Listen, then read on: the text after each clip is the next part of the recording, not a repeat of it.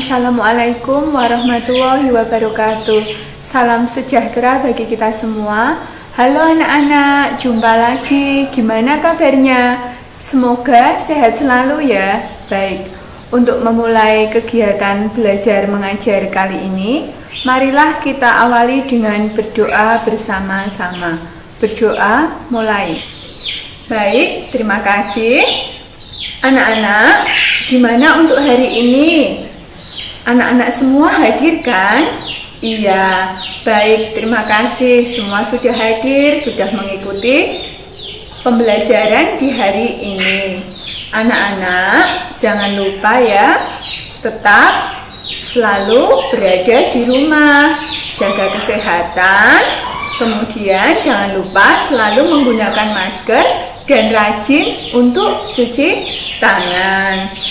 Anak-anakku semua, pada hari ini kita akan mempelajari tentang sikap dan perilaku wirausaha, di mana nanti setelah kita mempelajari sikap dan perilaku wirausaha, anak-anak akan bersama-sama mendiskusikan sikap dan perilaku wirausaha.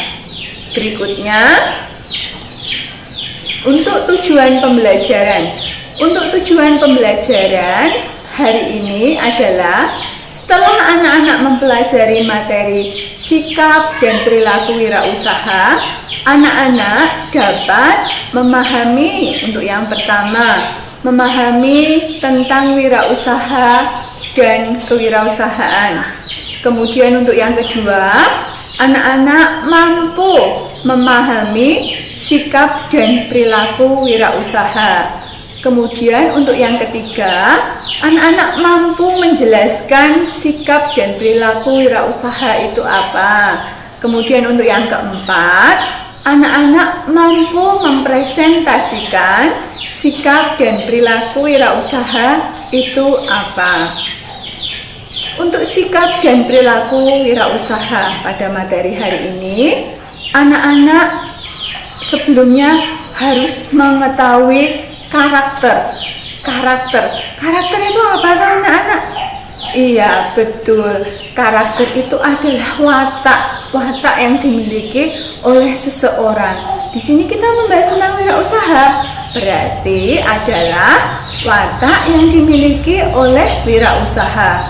Wataknya itu apa saja anak-anak? Iya, yang pertama, seorang wirausaha itu harus kreatif. Wirausaha itu harus kreatif. Kreatif itu mempunyai apa? Ide-ide yang baru, mengkreasikan ide-ide yang baru. Kemudian untuk yang kedua, harus inovatif. Inovatif itu berinovasi dari ide-ide yang sudah ada, itu diinovasikan, dikembangkan menjadi lebih baik. Iya, betul. Kemudian untuk yang ketiga, harus mempunyai keberanian. Harus berani. Berani dalam hal apa? Salah satunya adalah mengambil resiko untuk usahanya biar bisa maju. Betul. Kemudian untuk yang keempat, yaitu mempunyai jiwa kepemimpinan. Leadership. Seorang wirausaha itu harus mempunyai jiwa kepemimpinan, mampu memimpin jika nanti suatu saat usahanya akan tambah besar. Kemudian berikutnya, wirausaha itu harus mempunyai kemampuan untuk berkomunikasi. Berkomunikasi itu adalah menyampaikan sesuatu. Itu berkomunikasi ya anak-anak. Kemudian harus mampu bekerja sama dengan orang lain. Jika kalian mampu bekerja sama, suatu saat kalau kalian membuka usaha, pasti usaha anak-anak itu akan mudah berkembang. Salah satunya kita mampu bekerja sama dengan perusahaan lain. Berikutnya harus percaya diri. Percaya diri, pede ya anak-anak. Pede. Kita mampu, kemudian mempunyai kemauan terlebih dahulu, terus kemudian kita mampu dan kita percaya diri, yakin pasti bisa, itu percaya diri. Kemudian kita harus mempunyai sikap jujur. Kita jujur dalam mengelola usaha kita. Suatu saat konsumen, teman bekerja sama kita pasti akan percaya terhadap apa yang menjadi usaha kita. Kemudian yang terakhir adalah pantang menyerah. Kalau kita pantang menyerah, tidak mudah putus asa, usaha yang kita jalankan lama-kelamaan akan berkembang menjadi pesat, tidak mudah menyerah. Baik anak-anak, sekarang kita akan masuk ke pengertian wirausaha. Pengertian dan karakter wirausaha. Pengertian wirausaha itu sendiri adalah pejuang atau pahlawan yang melakukan perbuatan untuk mencapai suatu tujuan.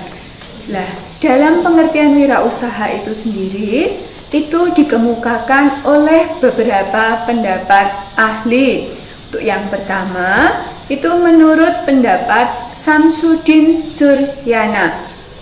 Menurut Samsudin Suryana, wirausaha adalah seseorang yang memiliki karakteristik percaya diri, berorientasi pada tugas, kemudian dan hasil pengambilan resiko yang wajar, kepemimpinan yang lugas, kreatif menghasilkan inovasi, serta berorientasi pada masa depan. Kemudian untuk yang kedua, menurut pendapat ahli yang kedua adalah menurut Prawiro Kusumo. Menurut Prawiro Kusumo, wirausaha adalah mereka yang melakukan upaya-upaya kreatif, inovatif dengan menjalankan, mengembangkan ide dan meramu sumber daya untuk menemukan peluang dan perbaikan hidup. Kemudian untuk yang ketiga menurut Joseph Schumpeter. Joseph Schumpeter mengemukakan bahwa wirausaha adalah seorang inovator yang melakukan berbagai perubahan di dalam pasar lewat penggabungan beberapa hal atau sesuatu yang baru.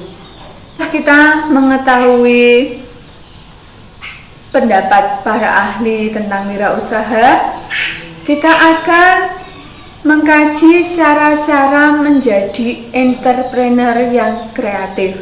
Anak-anak pastinya setelah lulus dari SMK, salah satunya adalah mempunyai cita-cita menjadi entrepreneur, bukan? Iya, betul. Untuk itu, anak-anak mengetahui cara-caranya, yaitu mempunyai mindset pemikiran continuous improvement. Kemudian yang kedua, mampu berdiskusi dan berinteraksi dengan orang lain. Kemudian mempunyai brainstorming session. Kemudian yang keempat, mempunyai traveling dan mampu bertemu orang yang baru, berkomunikasi dengan orang-orang yang baru sehingga usaha yang dijalankan dapat berkembang. Kemudian mempunyai ide bank. Ide bank itu penemuan imajinasi yang baru, creative imagination, ide-ide gagasan-gagasan yang baru. Dan anak-anak harus mampu tidak mudah menyerah, menjadi orang yang kreatif dalam menemukan ide yang baru tersebut. Kemudian berikutnya, setelah anak-anak mengetahui caranya menjadi entrepreneur, cara menjadi wirausaha, berikutnya anak-anak harus mengetahui manfaat dari wirausaha. Manfaatnya apa toh, Bu? Oh, banyak sekali manfaat menjadi wirausaha. Salah satunya adalah bisa menciptakan lapangan pekerjaan baru dan membantu orang lain dalam hal apa? Berkarya. Anak-anak kan dari SMK, salah satu tujuannya adalah apa? terjun di dunia kerja. Kalau anak-anak mampu menjadi wirausaha, otomatis anak-anak mampu menciptakan lapangan pekerjaan yang baru. Betul begitu anak-anak. Terus kemudian berikutnya adalah memiliki kebebasan untuk mencapai tujuan usahanya. Anak-anak menjadi bebas, tidak terikat oleh orang lain. Beda kalau bekerja di perusahaan, anak-anak ada ikatan khusus. Kalau menjadi wirausaha itu bebas menentukan apa yang akan kita kerjakan terkait dengan usaha yang sedang kita kerjakan. Berikutnya yaitu bebas mengelola waktu, sumber daya manusia, mengelola alat dan bahan, serta tujuan yang ingin dicapai. Anak-anak jadi bebas menentukan waktunya kapan usaha ini akan didistribusikan atau bagaimana alat dan bahan yang akan digunakan. Bisa menggunakan bahan-bahan bekas diolah kembali pun ya bisa, tidak terikat oleh bahan yang ada, mampu mengembangkan melalui kreativitas dan inovasi itu tadi. Kemudian anak-anak tidak terikat oleh waktu tadi, jadi bebas menentukannya kapanpun bisa. Kemudian memiliki kesempatan menunjukkan kemampuan dan potensi diri. Anak-anak yang mempunyai kemampuan misalkan di bidang otomotif, anak-anak bisa merakit mobil misalkan, berkreasi terhadap yang sudah ada, mengembangkan potensi yang sudah ada itu tadi. Kemudian memperoleh manfaat dan laba yang maksimal. Dengan pengeluaran yang seminimal mungkin, anak-anak mampu mengembangkan usaha yang anak-anak kerjakan sehingga mendapatkan laba yang semaksimal mungkin, keuntungan yang semaksimal mungkin. Berikutnya, menjadi wirausahawan itu anak-anak memiliki kebebasan untuk menentukan sendiri keuntungan dan investasi dalam usaha yang anak-anak jalankan. Berikutnya, anak-anak dari yang sudah kita pelajari itu kita dapat